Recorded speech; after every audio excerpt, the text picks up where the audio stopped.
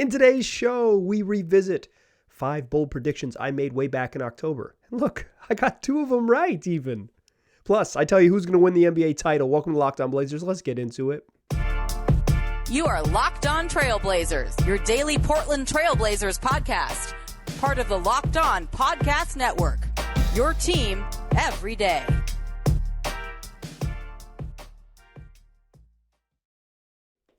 What up, world? It's your past first point guard and Trailblazers reporter, Mike Richmond. You are listening to another episode of Locked On Blazers, part of the Locked On Podcast Network, available wherever you get podcasts and also on YouTube. Thanks for making the show your first listen. It's coming at you every single weekday, Monday through Friday, so start your days with it. Make it your first listen. It's Locked On Blazers, your team every day.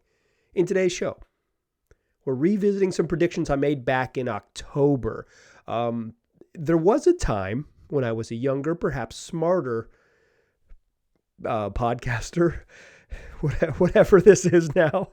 I was gonna say content creator, but it's a podcast. When I was a smarter podcaster, when I didn't like to make predictions, and I didn't like to make predictions because you get stuff wrong when you make predictions. You get stuff wrong, and then people can call up your past mistakes because they live on the internet, and now it's even worse because they live on YouTube, and it's like, this dummy didn't know. But I'm braver than I've been in the past. And in fact, if you're a long time listener to the show, you know that I don't mind reliving my mistakes. I'm not a big horn tooter. I don't toot my own horn too often. But I think admitting when it's like, oh yeah, I was totally wrong about that, is like a healthy way to think. Especially if you're talking to a microphone and give your opinions about stuff, like saying like, oh yeah, was I wrong? Is like a good way to kind of keep your eyes on the prize. Understand that you're going to get stuff wrong all the time. So I'm brave now. I'm going to revisit some predictions I made back in October. This was an episode, October 18th, 2022, the day before the Blazers season debut, the day before the season opener. They played the Kings. They won. It's a fun game. Ant played well. Jeremy Grant played really well. They went small. Justice Winslow closed the game, guarding Domantas Sabonis. It was a fun game. But before we got to that, before they played any games this season, just after a disappointing preseason when the Blazers looked bad, and if you really remember, I was kind of saying that they were going to suck, and I should have stuck to my guns because it turned out they did struggle a little bit this year. But I made some predictions. So what we're going to do in today's episode, first couple of segments, is revisit those predictions, talk about what I got right, what I got wrong. I didn't get much right, but talk about what I got right, what I got wrong, and kind of what my perception then in October, how it changed or why I was wrong and why I was right about things. And then to close the show, we're going to talk about who's going to win the NBA Finals. I think I know the answer. At least I have it. I got it super narrowed down. That's what we'll do in today's episode. It's going to be fun. Stick with me. Let's just start with some predictions. I got this first one. This is, again, October 18th, 2022. It's an episode where we talked about Nasir Little and who got a contract and John Butler. And I believe I said John Butler's name wrong like 6 or 8 times in the episode. Really good to go back and listen to your stuff. And then the third segment, I made these bold predictions. So if you want to go back and listen to the longer version, if you're just dying to hear me from October, you can go do that October 18th. Check it out. Bold predictions for the Blazers season. So back in October, I started off my predictions saying that I thought the Blazers this season would fall outside the top 10 in offense this year. And my reasoning actually is pretty weak on this one. My reasoning was that they looked pretty clunky during preseason, and that I had vowed to take the exhibition season more seriously, and after the Blazers struggled and kind of didn't look great, and they seemed to not really be figuring out how they were going to fit into Chauncey Billups' plan, and I was really worried about their depth. Going back to listen to that episode, I was really worried about the Blazers' depth. Why did I not keep that energy from October? Why did I drop that? I was really worried about the Blazers' depth, and that the sort of clunkiness of the preseason, their lack of real impact players off the bench. I predicted the Blazers would finish outside the top 10 on offense. I got this one right technically, but I think I got it wrong. Let me walk you through it. The Blazers finished the year, according to Cleaning the Glass, which is my preferred one to look at here. I'm going to look at offensive and defensive ratings on another website later in the episode, but that's just for historical reasons. But Cleaning the Glass because it filters out garbage time. It's just like, hey, the minutes that are like truly competitive minutes when both teams are trying to win. It's trying to give you like the cleanest look at the data, so there's like a little bit less noise. According to Clean the Glass, the Blazers finished the season with the 15th rated offense, right in the middle of the road. But y'all know what happened. You watch the games. They didn't really play. They didn't really like the team. The team that the Blazers were didn't really play after March 22nd. The Blazers win a game in Utah, and they say, Nurk, Ant, Dame, you're not playing a single minute ever again. Jeremy Grant, you were supposed to come back. You are not coming back. You're going to miss Jeremy Grant's going to miss like a week. And instead it's like, nah, you're missing a month, brother. Like, we are going to lose. So if you cut it off at the tank moment, they were 9th. And I think they probably would have maintained roughly in that range. Let's just give it to them. I think I got it wrong because I think they were 9th during the season where they cared. But I got it right. Sure. They finished 15th. I got that one right. The next one, unequivocally wrong. For next prediction, bold prediction from way back in October, I said the Blazers were going to finish top 5 in steals. They finished 24th in the league in steals per game. 24th in the league. 24th. Bottom 5. Well, bottom 6, but like seriously, much closer to the bottom 5 than the top. Wow, your boy Soups Dupes wrong. So the logic here was that Gary Payton II was going to play, and he's like one of the leading playmakers on defensive playmakers in the league the prior season. It would have led all players in block percentage if he played enough minutes. Was super high up there in steals. Like just one of the true great defensive playmakers in the league, coming off that season with the Warriors. Gary Payton didn't play till the new year. He didn't play till 2023. I said in that episode, yeah, this is all assuming that Gary Payton plays 65 games. My man didn't even get to 25. Yeah.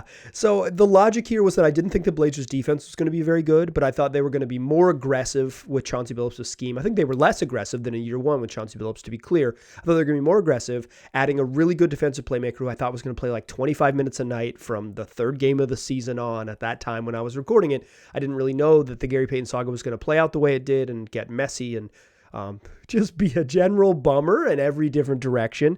And so I thought the Blazers were going to be top 5 in steals. That one was really bold. I probably should have gone top 10. I probably should have hedged. Maybe even I should have said above average, but I was like, you know what? Chauncey Billups is a new coach, new system, year 2, better defensive personnel in terms of forcing turnovers. They're really going to get after it. And I was super wrong.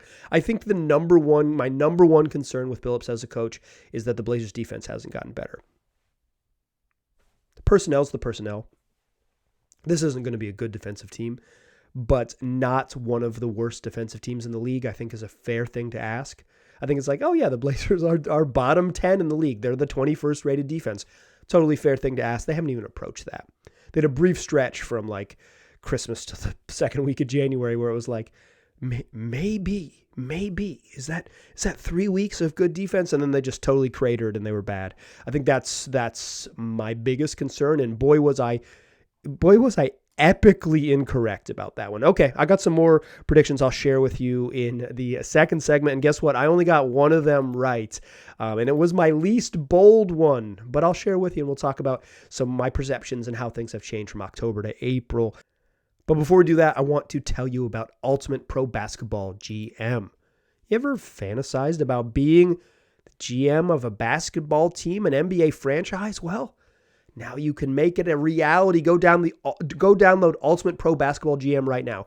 Game allows you to manage every strategic aspect of a franchise, play through seasons, leading your franchise and fans to glory as you build a historic dynasty in a simulation where you're responsible for dealing with the challenging personalities of both players and coaches. You got to hire the right coaches. You got to hire the right assistants. You got to make the right trades. You got to train your players. You got to develop them after you make draft picks. You got to navigate through free agency and all the ups and downs of multiple seasons. All of this in a challenging, realistic game world. Ultimate Pro Basketball GM is completely free, playable offline, play on the go as you want, when you want. Locked On Blazers listeners right now, this is a great deal for you. You Get 100% free boost to your franchise when using the promo code LOCKEDON in the game store. So make sure you check it out. To download the game, just visit probasketballgm.com. Scan the code or look it up in the App Store. That's probasketballgm.com. Ultimate Basketball GM. Start your dynasty today.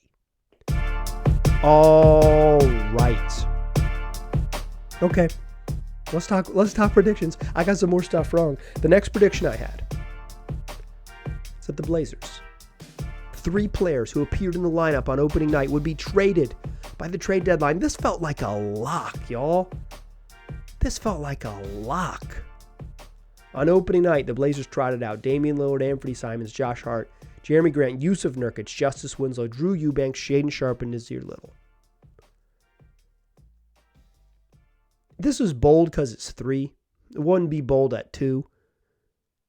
It would have been wrong at 2, but it wouldn't have been that bold. It was bold at 3. I was calling my shot at 3. 3 players who play on opening night got traded. One of them did. I got it wrong. Josh Hart was traded to the Knicks. The only other player the Blazers traded was Gary Payton, who infamously was not available on opening night, not available until January of 2023, and then quickly gone. I'm surprised a little bit by this. In hindsight, not so much. But if you transport yourself back to October, 14 roster spots, 2 players on the roster taller than 6'9", Josh Hart entering free agency, Jeremy Grant potentially entering free agency, Justice Winslow entering free agency, and kind of a vague promise to get better. Not a vague promise to chase Victor Wembanyama, but Joe Cronin has said, we're going to try to be better, and he would pretty much put the word out there. Tell the streets we're back up. Tell the streets we're going to make a trade. He at his media day press conference kind of just hey, we got to get better. We got to add talent to the roster. All these things. Joe Cronin loves talking about adding good players. He talks kind of soft. It's we're trying to add good players. We are. Yeah. Thanks, Jason. I can't answer that. That's something that we'll have to discuss internally. That's a really bad Joe Cronin impression for you, but at least you can make that your ringtone now.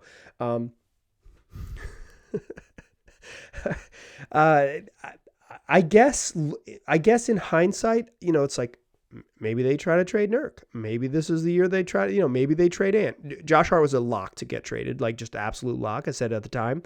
It was true. It was obviously true in October. It became true in February. I guess I thought a Justice Winslow and Nasir Little would get packaged some kind of deal, and maybe Nurk would get packaged, and maybe, and maybe you'd have to include Eubanks in some kind of deal to make it happen because you need a minimum guy to make it work. Dead wrong. I thought there was going to be more player movement. What the Blazers ended up prioritizing basically is getting guys back unrestricted, that weren't super expensive, who are going to be restricted free agents this summer, who have no money guaranteed next season, to kind of free up their books and let them make decisions on who they want to make decisions on. Knox is a free agent. Kevin Knox is a free agent who they got in the Warriors swap for Gary Payton. Cam Reddish is a free agent, restricted free agent. Matisse Thybulle is a restricted free agent. They really prioritize nobody with any cash owed to them next season. And if the Blazers want to bring them back, it'll be up to them. Total team control, but no team commitment. I guess I'm kind of surprised that this was wrong. It seems obvious now, but it's somewhat surprising. Okay, next one I actually got right. I said Shaedon Sharpe is going to play the most games since Damian Lillard of any Blazers rookie. The last guy to get close. Shaedon Sharpe need to play a 67th game. Zach Collins played 66 back in the 2017-18 season. Shaedon Sharpe played 80. One game when he fractured his pinky, and the other game where he was too good to play, and the Blazers held him out against the Spurs. Boo, but good. They did the right thing, but still boo. So he played 80 games. Just real quick, we can we'll do this a bunch this summer, but Shaedon Sharpe was really good and better than I think I reasonably could have expected to close the game. Of his final 9 games, where he started all of them, he obviously they got thrashed in some of them. Lost by 40 to the Pelicans, lost by 55, they got thrashed for sure. But I thought he was a better playmaker than I would have ever guessed. His on-ball game was his handle isn't super strong, but the way that they would like get him the ball with a live dribble on the wing and let him go to work, he could really go to work. He was better than I thought he would be. He started driving to the rim more even before the sort of change. And then that confidence that he had got driving to the rim, now with more reps and more opportunities, didn't always make great decisions when he was getting downhill, but got downhill, got into contact, all those things. Like he was really special. He was really fun. Hopefully he's on the team next year. We'll see. And the last prediction I got straight up wrong. Like, we're going to spend a lot of time on Shaedon Sharpe. We don't need, he's really good. He's really good. I've spent a lot of time on him. We're talk about him a bunch this summer. I'm not surprised he played 80 games this year. Good on Chauncey Billups for getting him into the rotation early. Good on Chauncey saying night one, this dude's good enough that I want to see what he can do. Let's throw him in the fire and let him play. And then sticking with him, right? Like he played him through the struggle of December. Shaedon kind of found his rhythm in February, then he struggled again. And then this turned the keys over to him and he was clearly ready. But I don't think he can be clearly ready without those first, 65 games or whatever, 70 games where it's like, okay, I kind of know how defenses are going to attack. I've seen so much. I have a lot of reps, not in the same role, but I kind of know the speed. I know the physicality. I know the calls, just a bunch of just communication stuff. Yeah, good on Chauncey for getting him into the game.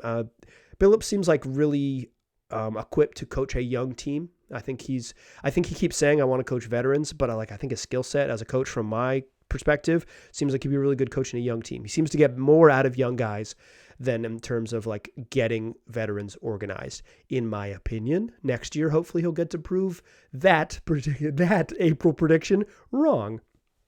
Okay, the last one I got right. I went through, if you go back and listen to the episode, I went through 7 or 8 predictions, season predictions from Blazers or from national media members on the Blazers win total, and nobody had them winning more than nobody had them winning more than 40 games, and most people had them winning between 36 and 38 games. So I boldly predicted the Blazers would finish with a winning record 42-40. They did not. They won 33 games. I think if they had played it out, they would have won 30, 36, 37. So everyone's predictions from the national media would have been spot freaking on. Maybe they would have won 38 and everyone would have been just under, but pretty much everyone from the statistical models to John Hollinger, known Blazer hater, but like pretty good at this. He like pretty much everyone had him pegged. Everyone had him pegged as a team that was going to have a losing record, and they did. And I was bold enough to say that they would win a 42nd game, and I had them finishing between 8th and 10th in the West. And they probably could have been 10th if they had really won. Like, they pedal to the metal, could have come down to the last day to maybe have a chance, or maybe the last 4 games have a chance. But instead, they decided to punt on the last 10 games, and it was pretty boring to watch. But it was probably, quite frankly, the right move. Like, it was probably the most. It was like the most annoying, but also most sort of like holistically responsible thing they could do. So, your boy got it wrong. So I think I got 2 out of 5 technically, but for my money, because I don't really count the offense thing, I think I went 1 for 5 in my predictions. And the one I got was that Shaedon was going to play a lot. It's good to get stuff wrong sometimes. And boy, was I wrong on this one. You know what? I will bravely do it again. So join me next preseason where I'll make some more predictions. Okay, I'll tell you who's going to win the championship. You want predictions? Let's just go for it. That's what we'll do to close the show. But first, let me tell you about FanDuel, America's #1 sports book. And because the NBA playoffs are here, at least the NBA postseason, just watch some play-in games before recording this bad boy. It's a great time to get involved with FanDuel. Download the app, and because if you're a first-time user, you can get a no-sweat first bet up to $1,000. That's bonus bets back if your first bet doesn't win, all on a safe, secure, easy-to-use app. Plus, FanDuel lets you bet on everything from the money line to point scores to 3-pointers drained. And if you want to learn more, take advantage of this deal. Go to FanDuel.com/lockedon. That's FanDuel.com/lockedon to get A no sweat first bet on your very first wager, up to $1,000 back in bonus bets if you don't win. Make every moment more with FanDuel, an official sports betting partner of the NBA.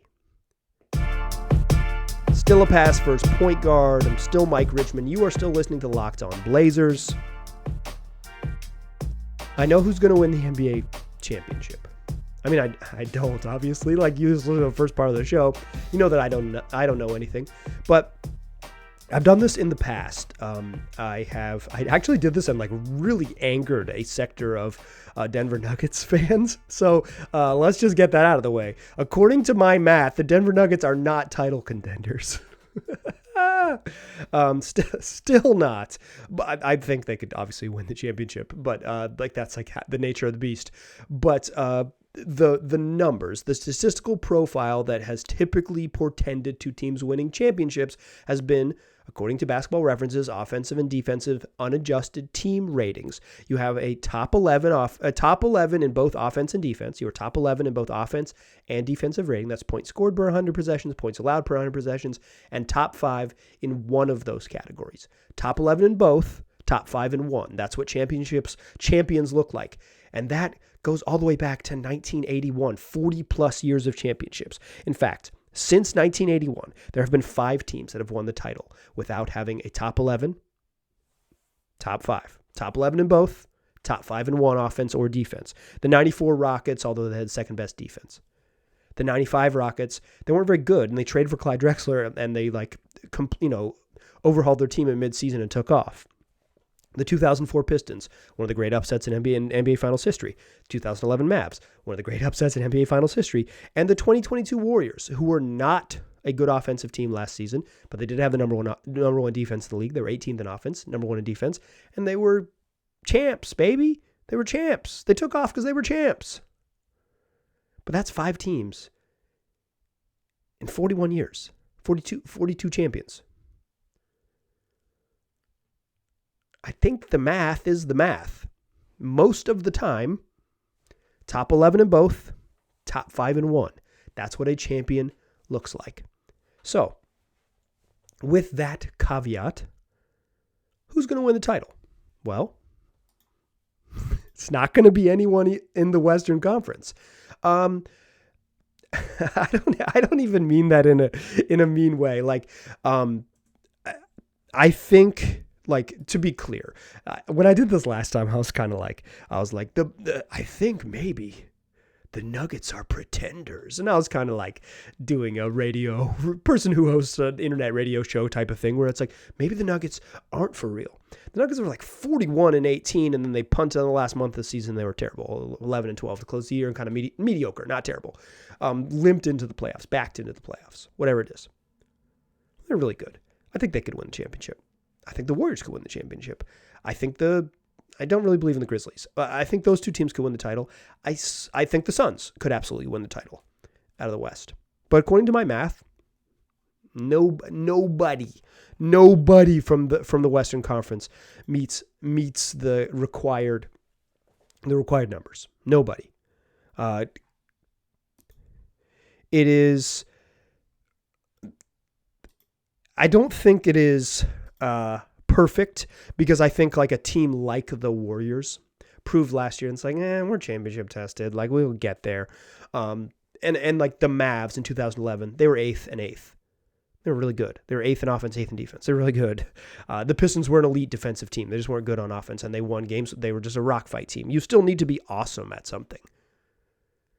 Like, you got to be top 5 in something is basically what a championship team looks like. So, if you look on the other side, it's like, okay, well, the Nuggets had the 5th best offense in the league. Yeah, certainly just like 5 and 15. They're 15 on defense. It's like, yeah, I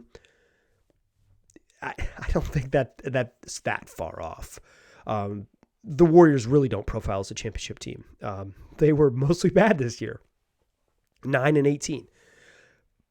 But on the other side of the bracket, so I don't think the champion's coming from the West. I really don't. Not that I don't think they can win. Like, one West team has to play in the finals. Of course one of them could win. Like, of course one of them could win. But like the math suggests the champion comes from the other side of the bracket. Unsurprisingly, the Boston Celtics, who played in the finals last year, got to be the odds-on favorite to win the championship, to win the title, to be champions. We are going to championship, to quote Leandro Barbosa. According to Basketball Reference's numbers, unadjusted offensive defensive ratings, the Boston Celtics have the number 2 offense of the league and number 3 defense, the top 5 in both. That's a champion right there. I think the Celtics got to be your odds-on favorite. Absolutely got to. Got to. Like, they played in the finals last year. They were incredible to start the season and kind of struggled a little bit after that. But the numbers bear out, say this is the type of team that over the last 40-plus NBA seasons, 42 NBA seasons, is a team that wins. It's the type of team that wins. Celtics got to be a favorite. Then, surprisingly enough, it's the Philadelphia 76ers. 3rd in offense, 10th in defense. Philly for a long time was better on defense than on offense. And the offense just the from basically middle of December on, they just took off. Kind of figured out to like lean into the Harden Embiid pick and rolls. Embiid's been incredible. They found a real flow in the half court. They've got that pick and roll allows everyone else to kind of settle into where they're going to be. They can be really deliberate with it because Harden and Embiid can both kind of like late clock go. It's like, oops, we didn't get into what we wanted. They'll run like a horn set, cross screen, pick and roll every time down the floor, like 7 times in a row to end a game. Cross screen to free up Joel Embiid. He comes and sets a screen on Harden's man. Okay, the cross screen didn't work. This time you enter it into it and then loop back out. It's like the same little horns actions a million times in a row. Set up the same high pick and roll or wing pick and roll, and they'll just go to it. And it's like I said, like late clock, you can just be like, whoop, James, get a jumper off.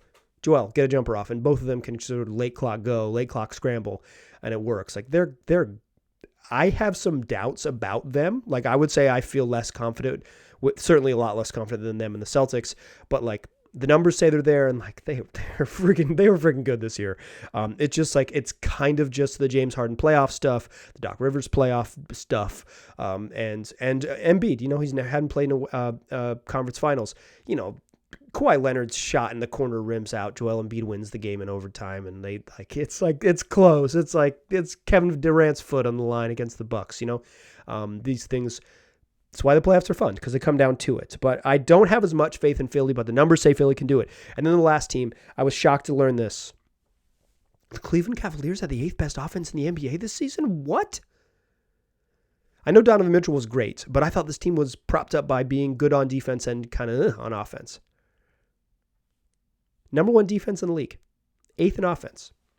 The Cleveland Cavaliers, who would have to go through Milwaukee to get there, have a championship level statistical profile. Championship level good, the Cleveland Cavaliers.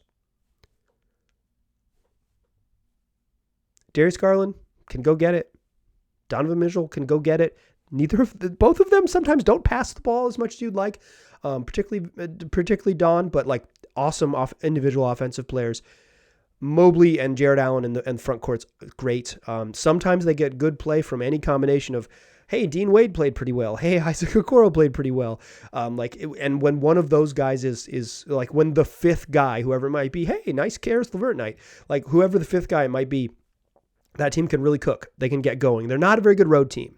But they were really good in Cleveland. You know, they're going to start with home court advantage, and then they're going to have to go on the road to make the finals. But they have the profile, 8-1 as a team that could win the championship. Who knew? The Cavaliers. In case you're curious, the Bucks are 12th and 4th. So it's 11-4, 11 in both, top five and 1. The Bucks are 12th in offense, 4th in defense.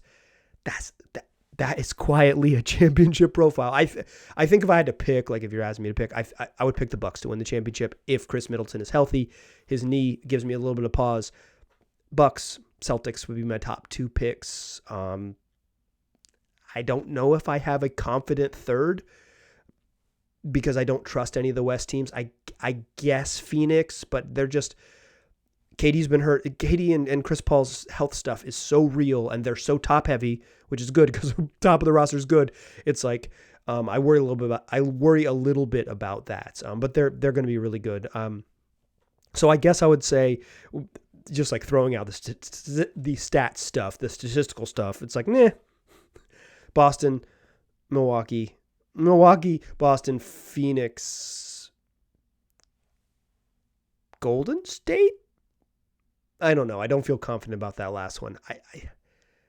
It just could be Denver, right? The number one team in the West. I probably should just pick the Nuggets, but I think I have more confidence in Golden State than Denver because of the way the Nuggets closed the year. Their last month was just so underwhelming. Okay, that's who's going to win. The Celtics are going to win. The Celtics look very clearly like the team most ready to win the NBA title. Go to FanDuel and make some money. All right, come back for tomorrow's show. Do more fun stuff. We do one every single day, every single weekday, Monday through Friday. Make it your first listen. Tell your friends to do the same. I appreciate you listening. Talk to you soon.